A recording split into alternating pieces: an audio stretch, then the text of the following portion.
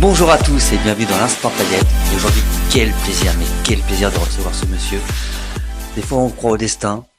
De Grenoble à Las Vegas, c'est un magicien. J'ai le grand plaisir de recevoir François Pierce. Bonjour François. Eh bien, bonjour à tous. Merci Marc de me recevoir. Merci. Toi, t'es tombé dedans quand t'étais petit. Tu es né à Grenoble. Oui, T'as grandi et très vite, t'as été passionné par la magie. Est-ce que tu peux nous raconter un peu tes débuts d'enfant? à mes débuts d'enfant, après être né, j'ai passé quand même pas mal de temps sans faire de magie. Non, je vais dire que un petit peu comme tout le monde, j'ai eu, je sais pas, la première boîte de magie qui donne envie, mais j'étais très curieux aussi petit. Et alors, le vrai tournant, moi, on va dire, là où j'ai commencé à me sentir magicien, c'est quand j'ai pris un vrai cours de magie, en fait, à 12 ans. Euh, j'ai demandé à mes parents, voilà, donc j'aimais beaucoup la magie. Et, et je voulais aller un peu plus loin que les boîtes de magie, qui sont très, très bien pour commencer. Donc j'invite tous les gens qui ont des enfants, qui ont envie de s'intéresser à ça, vraiment faites-le, ça fait du bien, ça développe beaucoup de choses. Et surtout, voilà, un jour, moi, je voulais aller un peu plus loin. Donc je savais qu'à Grenoble, il y avait un magasin qui s'appelait Magic Event, où ils proposaient des cours, alors soit particuliers, soit collectifs. Et moi, un de mes cadeaux de Noël, j'avais demandé un cours particulier. Et puis là, ça a été un petit peu la révélation parce que je suis tombé sur quelqu'un d'assez incroyable, un professeur qui m'a vraiment filé mais le vrai virus de la magie et qui fait que je suis tombé malade. Qui s'appelait comment ce professeur? Alors il s'appelait Lancelot, son nom de scène, Oui. Hervé Paillard de son vrai prénom. Je lui fais des bisous où il est en ce moment, malheureusement il n'est plus parmi nous. Mais voilà, c'est quelqu'un qui m'a laissé un vrai héritage que sans lui, certainement, je ne serais pas là aujourd'hui. S'il y avait eu un autre prof, peut-être que j'aurais pas eu autant de virus. Et tu sais, comme on a fait du foot ou du basket, tout ce que tu veux, au bout d'un moment, on se lasse un petit peu. Et là, non, lui, Oui, il m'a happé. donc ce professeur était incroyable parce qu'il t'a poussé à aller plus loin et à changer le numéro pour faire pas comme tout le monde en fait. C'est ça, exactement. Ouais, lui, alors, son gros faute de commerce, c'est que il fallait toujours penser en dehors de la boîte. C'est-à-dire, voilà, ce que fait tout le monde, c'est très bien, ça marche, etc. Bon, maintenant, est-ce que tu as envie de faire comme tout le monde ou est-ce que tu veux te démarquer et surtout apporter quelque chose de nouveau à la magie, finalement? Et donc ça, vraiment, ça a été une psychologie qui m'est restée, qui m'a transmis. Et j'en suis très fier parce qu'aujourd'hui, c'est vraiment ma façon de faire. Quand je crée, j'essaye d'être vraiment aux antipodes de ce qui se fait pour voilà, chercher l'originalité et en tout cas éviter de reproposer encore une énième fois ce que tout le monde fait finalement, entre guillemets, quoi. Je comprends. Après ce cours de magie particulier, t'as continué un petit peu avec lui à prendre des cours, non?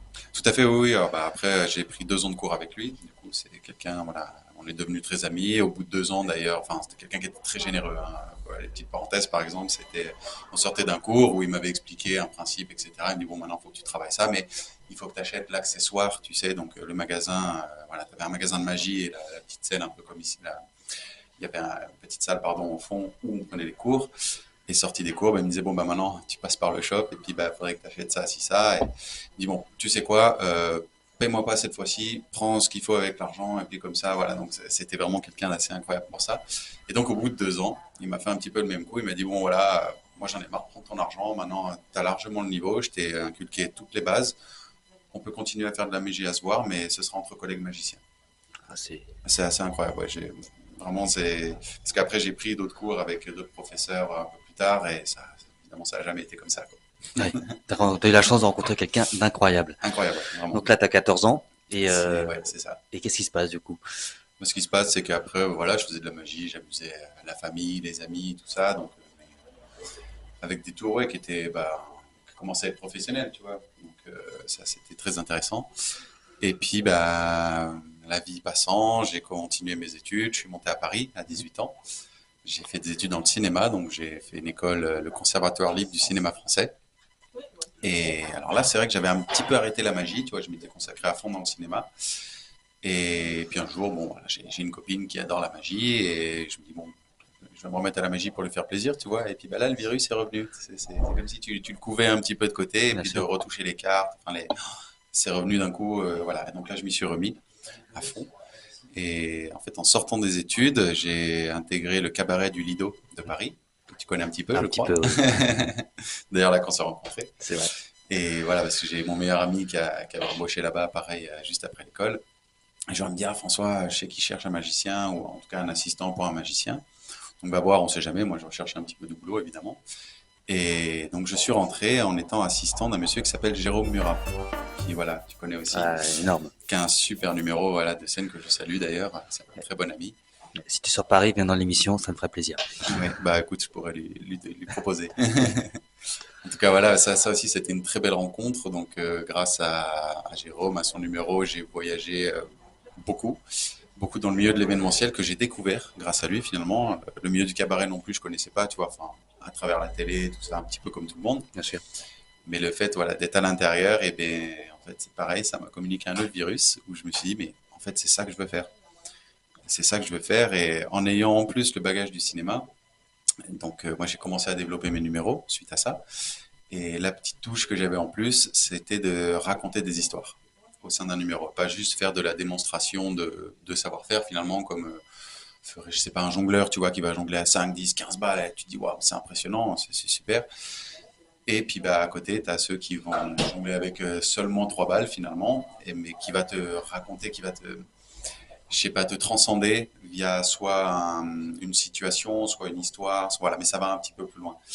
Et bah, moi, je suis parti un petit peu dans ce domaine-là. Bien sûr. Et là, du coup, tu as créé un alter ego, C'est ça, c'est ça, un petit personnage. c'est ça, mon premier numéro, oui, tout à fait. Et tu peux nous en parler un petit peu? Alors, mon premier numéro, donc, bah, que te dire sans trop gâcher la surprise. En fait, alors le point de départ pour la création de ce numéro, un jour je me suis assis, je me suis dit, bon, brainstorming, qu'est-ce que tu ferais si tu étais réellement magicien? Si tu avais vraiment des pouvoirs, qu'est-ce qui serait le plus magique finalement de faire? Parce que, ah oui, faire remonter une carte sur le dessus du paquet, tout ça, c'est vrai que ce serait des choses qu'on pourrait faire avec de la vraie magie. Sauf que bon, c'est pas très intéressant. Moi, je me suis dit, bah écoute, la vraie magie finalement, c'est la magie de la vie. Ou de pouvoir donner vie à quelque chose d'inanimé. Ça, ben, moi, c'était quelque chose que je trouvais profondément magique. Et je me suis dit, ben, je pars là-dessus.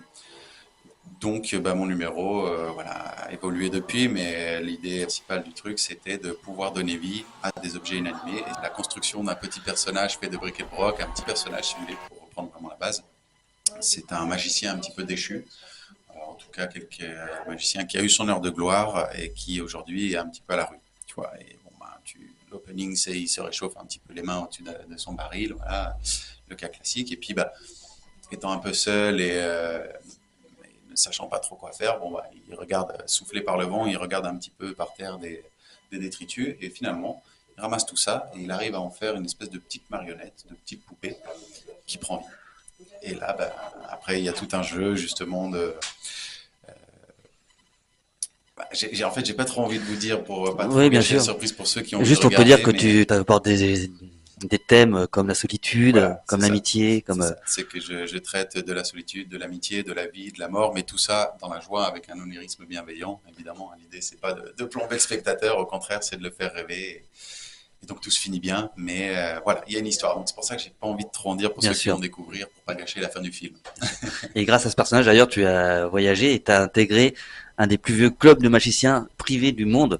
Tout à fait, ouais, ouais. Récemment, bah, cette année, là, c'était en juin, je suis parti donc aux États-Unis après avoir fait Tahiti en début d'année. Ça, c'était pas mal aussi. L'année dernière, un beau petit tour du monde.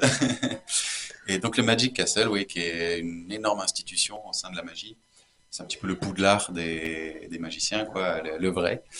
Donc c'est un club privé, en fait, qui existe depuis, je ne vais pas dire de bêtises parce que je suis très mauvais en date, mais ça fait vraiment très longtemps que ça existe, au moins une centaine d'années, je dirais.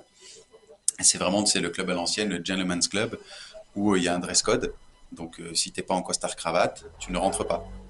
Pareil pour les femmes, c'est tenue de soirée, enfin c'est vraiment très très sympa. À l'intérieur, tout est magnifique. Et ce qui est très surprenant, c'est qu'en fait c'est un club privé, donc tu peux pas rentrer et dire bah, je paye ma place pour venir voir les spectacles. Non, en fait c'est que sur invitation. C'est incroyable. Ouais, c'est assez fou et de se dire que c'est complet tous les jours. Je sais pas combien ils ont de membres inscrits, mais parce qu'après les membres ont des invitations et c'est là que le public peut venir. Et puis voilà, et c'est complet tout le temps. Enfin, c'est une vraie institution. À l'intérieur, c'est un petit Disneyland de la magie, si tu veux. Il y a vraiment 5-6 salles dans bah, un mini château, quoi. Donc après, vous déambulez un petit peu, comme je te dis, à la façon de Disney. Tu as 5-6 salles où tu peux aller voir de la magie de salon, du close-up, donc de la magie rapprochée.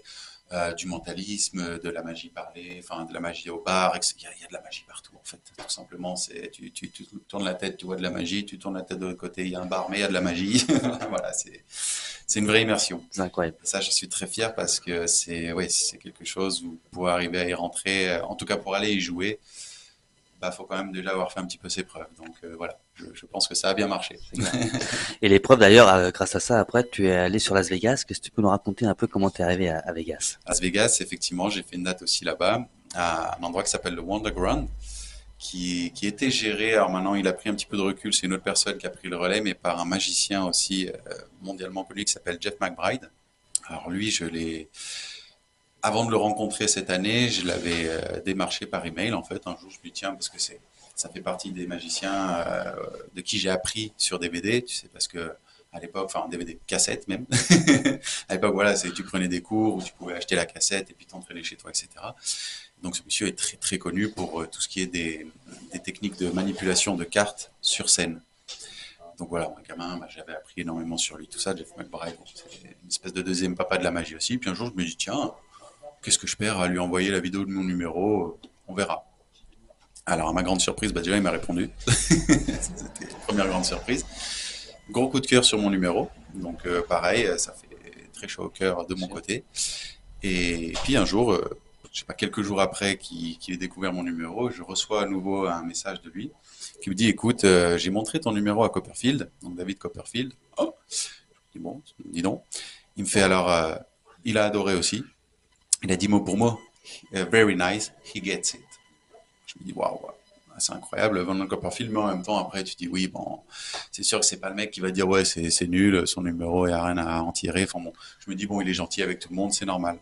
Et puis, j'en parlais avec un autre collègue magicien français qui me dit, oula, détrompe-toi, Copperfield, pour lui soutirer un compliment, faut y aller, quoi. Donc, ben, voilà, ça a été le double effet C'est la consécration. C'est un petit peu ça. Ouais, non, mais voilà, ça fait un petit peu vantard, je sais pas. Non, pas du tout. Mais Bah, c'est, écoute, voilà, c'est des petites fiertés personnelles. bah, Où bien tu sûr, dis, c'est normal. t'as le mec Copperfield, quoi, que j'avais les yeux comme ça quand je le regardais faire disparaître l'Orient Express Bien ou sûr. c'est méga illusion et tu dis, bah, en fait, il a eu le coup de cœur pour mon numéro moi, je suis né à Grenoble, quoi. C'est génial. C'est C'est génial. incroyable. Ouais, tu te dis la vie. C'est beau, quoi. C'est magique. Et donc aujourd'hui, donc tu fais de l'événementiel et tu Ouais. fais aussi du close-up. Tout à fait. Oui, je fais pas mal de choses. Ouais, donc, bah, effectivement, de l'événementiel avec mes numéros de scène. Donc ça, c'est vrai que ça va plutôt être destiné, on va dire, à des agents qui vont former ce qu'on appelle des plateaux d'artistes. En fait, on a des gens comme moi qui ont des numéros visuels, donc qui font moins de 10 minutes en général. Ils vont prendre 5, 6 personnes, 8 personnes, ça dépend de l'événement. Et mis bout à bout, en fait, bah, ça fait avec un présentateur qui lit le tout, ça fait un spectacle d'1 heure et demie comme bah, des fois tu vas prendre une place pour, je sais pas, les stars de la magie de telle chose, et puis ben voilà, il y a 8, 9 magiciens. Bah, c'est des gens qui, comme moi, ont un numéro et vont faire chacun leur petite performance de 10 minutes. Donc ça, voilà, c'est pour le côté numéro visuel, on va dire. Après le close-up, effectivement, ça c'est tout ce qui est magie rapprochée, ça se prête très bien à peu près tous les événements, style mariage, anniversaire, baptême, bar mitzvah, tout ce que tu veux. Finalement, voilà, dès qu'il y a un rassemblement en famille, les cocktails aussi, ça marche très bien puisque c'est pas intrusif, qui fait que les gens peuvent continuer à avoir leur conversation entre eux, tout ça. Et puis bah, nous, on arrive, on fait un petit tour 5, 10 minutes à une table ou un petit groupe de personnes. Ils ont leur expérience de magie, on repart avec en leur laissant les étoiles dans les yeux, et puis voilà. Donc ça marche très bien aussi. Et puis bah, après, il y a aussi d'autres formules, c'est-à-dire par exemple un spectacle de salon. C'est un petit peu l'entre-deux entre le close-up et la scène, où finalement c'est de la magie assez rapprochée, puisque je vais être chez les gens dans leur salon, littéralement la magie de salon, mais où il y a un petit côté scénique quand même, puisque ça va pas être la proximité immédiate du close-up, où tu vois, je te fais le tour vraiment sous ton nez. Il y a un petit peu de recul pour faire devant tout le monde finalement. Et D'accord. là, bah voilà, pareil, on tient 1 heure, 1 heure et demie selon la demande du client, quoi, Bien sûr. évidemment. Mais ça fonctionne très bien aussi, ouais. Vous pouvez aller voir sur mon site. C'est exactement ce que j'allais dire. Voilà. Vous avez le site en description, vous pouvez aller le voir et le contacter si jamais ça vous intéresse de l'avoir dans votre salon. Très bien. Alors toi, François, aujourd'hui, on va pas faire un concours d'anecdotes. Tu vas nous faire un défi. Tu peux m'expliquer ce qui m'attend, parce que je suis au courant de rien. Ah, bah alors, petit défi, non, c'est plutôt, je te propose de te faire un petit tour de magie. Bah, très bien. Ça te va? Ah On fait bah, comme ça? avec plaisir, j'adore Allez, ça. bah écoute, il faut que j'aille chercher mon petit matériel quand même. Je Eh reviens. bah, très bien. À tout de suite pour le défi de François. Alors, il y a 2 jeux de cartes. Alors, deux jeux de cartes. Eh bien, écoute, Marc, je vais te demander de choisir un des 2 jeux de cartes. C'est celui que tu vas utiliser. Tu vas le garder. Le rouge. Le rouge. T'es Ma sûr? couleur préférée. Tu peux pas changer. Je ne peux pas changer. Bon. Alors, tu prends ton petit paquet rouge. Tu sais pourquoi? Alors, c'est un tour que je ne fais pas souvent, Mhm. mais j'adore ce tour. Tu sais pourquoi? Non. Parce que j'ai pas grand chose à faire. C'est toi qui vas tout faire. C'est pas... Je vais te guider, t'inquiète pas. Donc, première chose qu'on va faire, bah, on va sortir l'étui de son paquet, d'accord? Donc, tu as une petite sur le côté, hop, voilà. Ceux-là, ils sont plus faciles à sortir, parce que alors, il y a des fois, Ah oui. je t'aime. Ah, j'ai une chance pour moi, alors. Ah oui. T'as bien sûr sur le côté, tu sais, là. Ah, Voilà, t'as la petite ouverture facile. Hop. non, parce que je dis que j'étais droitier, mais en fait, j'ai 2 mains gauches, faut le Ouais. savoir. Tu es ambidextre, mais dans le mauvais sens. Exactement. Faut tomber pas tant être pas l'idée, c'est juste de pouvoir sortir les cartes. On va ouvrir, tu vois, là, il y a une petite ouverture. On va déchirer comme ça. Mhm. Tu pas sous doigt, j'ai pas peur d'abîmer le paquet, on s'en fiche, hein, de toute manière. C'est à usage unique. Donc, Ah oui. on mange les cartes en tant que magicien. Parce que des burgers de cartes. Les cartes, c'est... Alors, attends, petite, je me permets juste, tu vois, le Vas-y. petit truc, j'aime bien, c'est que dans un jeu de cartes neuf, tiens, je te Oui. passe. Dans un jeu de cartes neuf, en fait, les mecs, ils te mettent de la pub Mhm. pour apprendre à jouer aux cartes. Très bien. Sympa. C'est un petit peu comme si on disait, tu achètes un ballon de foot et puis finalement on te fait la pub sur comment jouer au foot. C'est des trucs qu'on fait un petit peu. Donc ton paquet, d'accord. Alors, moi j'ai mon paquet bleu. Alors maintenant à partir de là, tu vas faire exactement tout ce que je fais. Très bien. Tu prends le paquet et tu l'étales comme ça. Parfait, merveilleux. Dans ton paquet, tu vas pousser une carte avec ton doigt, celle que tu veux. Tu choisis absolument celle qui te fait plaisir, tu vois. La dame de cœur. La dame de cœur. Tu sais, c'est dans quel jeu qu'on dit dame de cœur à Boulogne? Dans à peu près tous les jeux, je crois. Ah, d'accord.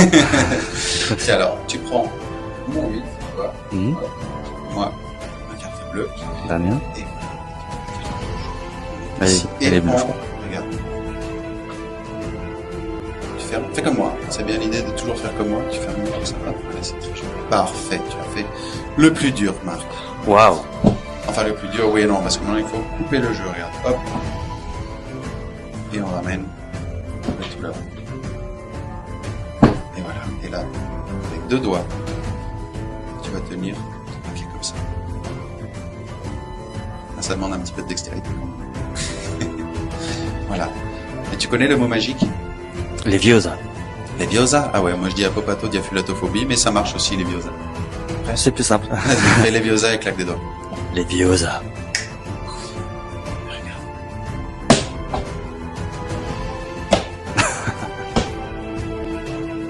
Je rappelle que moi j'avais le jeu bleu, mais regarde aujourd'hui, Marc. Vas-y, étale ton jeu. Ok, je suis Voilà. bluffé. Et attends, parce que normalement, Ah, voilà, tu vois, moi j'ai quand même une carte bleue. j'ai une carte rouge quelque part. Théoriquement, tu devrais avoir une carte Ouais. rouge. Si tout s'est bien déroulé, si tu as bien claqué des doigts. Ah oui. Ah, la carte rouge, rappelle-moi. La dame de cœur. Et que vidéo. Eh ben écoute, Marc, je te rends ta carte, je récupère la mienne et puis là du coup je te donne le bon paquet. C'est bluffant. Et puis tu sais quoi, en fait je te fais cadeau de tout, ça me fait plaisir. Comme je t'ai dit, nous on les mange des cartes, alors écoute, bon appétit. Merci beaucoup. C'est incroyable. Merci à toi, François, en tout cas. Eh ben merci. à C'était toi. incroyable. Je vous rappelle que vous pouvez l'avoir dans votre salon si vous désirez avec le lien en description. Nous, on se voit la semaine prochaine. Pour l'instant, paillettes. Bonne semaine à vous et à très vite. Ciao, ciao. Merci à tous. Et n'hésitez pas à vous abonner, à partager, évidemment.